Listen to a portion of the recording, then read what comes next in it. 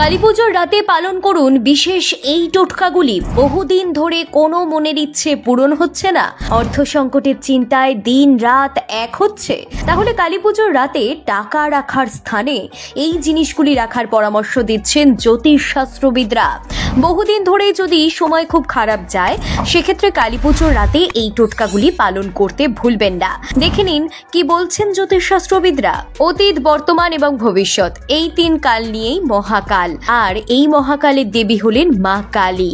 কালীকে আমরা অনেকেই অনেক কারণে পুজো করে থাকি এবং তিনি আমাদের সকলকে রক্ষা করার জন্য আবির্ভূত হন।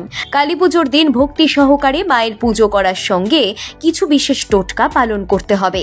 এর ফলে আপনারই ভাগ্যের চাকা খুলতে পারে। দীপাবলির রাতে বেশ কয়েকটি বিশেষ কাজ করার পরামর্শ দিচ্ছেন জ্যোতিষশাস্ত্রবিদরা। মনে করা হয় এই রাতে এই কয়েকটি কাজ করলে মা কালীর পাশাপাশি দেবী লক্ষ্মীও সন্তুষ্ট হন। এর ফলে জীবন থেকে দুঃখ, দারিদ্র দূর হয়ে যায়। দীপাবলির রাতে আপনাকে আলমারির লকারে যেখানে টাকা রাখেন, সেই জায়গায় বিশেষ কয়েকটি জিনিস রাখার পরামর্শ দিচ্ছেন জ্যোতিষশাস্ত্রবিদরা। জেনে নিন কি সেই জিনিসগুলি। এবছর কালী পুজো পড়েছে আগামী 20 অক্টোবর সোমবার। অমাবস্যা তিথি শুরু হচ্ছে 20 অক্টোবর সোমবার দুপুর 3:45 থেকে, শেষ হবে 21 অক্টোবর মঙ্গলবার বিকেল 5টা মিনিটে। অর্থাৎ 20 অক্টোবর রাতে ভাগ্য ফেরাতে আপনাকে এই কাজগুলি করতে হবে।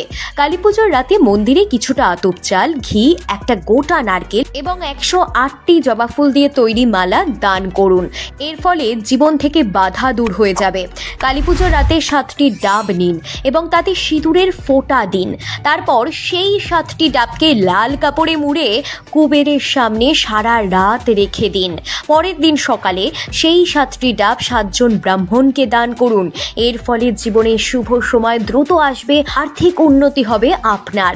কালী পুজোর রাতে ঘরে একটি ঘিয়ের প্রদীপ জ্বেলে রাখতে হবে। কোনো মতেই যেন সেই প্রদীপটা নিভে না যায়, সেদিকে কিন্তু আপনাকে খেয়াল রাখতে হবে। এর ফলে ঘর থেকে নেগেটিভ শক্তি দূর হবে, পজিটিভ এনার্জি বৃদ্ধি পাবে। কালী পুজোর রাতে বাড়ির ছাদে কালো রঙের 5মুখী প্রদীপ জ্বালুন। এর ফলে বাড়ির অশুভ শক্তির বিনাশ ঘটবে। লকারে বা টাকা রাখার স্থানে এই দিন রাতে কোন জিনিসগুলি রাখলে অর্থ সংকট দূর হবে জেনে নিন। গোমতী চক্র। দীপাবলির রাতে একটি গোমতী চক্র, এক টুকরো হলুদ ও একটি কয়েন একটি হলুদ কাপড়ে বেঁধে ঠাকুরের পায়ে ছুঁয়ে আলমারির লকারে রেখে দিন। এই টোটকাও সম্পদ বৃদ্ধিতে অত্যন্ত উপযোগী। অশ্বত্থ পাতা। দীপাবলির রাতে একটি অশ্বত্থ পাতা নিন, তার উপরে কুমকুম দিয়ে ওম লিখুন। এরপর একটি লকারে টাকা রাখার স্থানে রেখে দিন। কড়ি। প্রাচীনকালে কড়ি মুদ্রা হিসেবে ব্যবহৃত হতো। কড়িকে মা লক্ষ্মীর প্রতিনিধি হিসেবেই মনে করা হয়।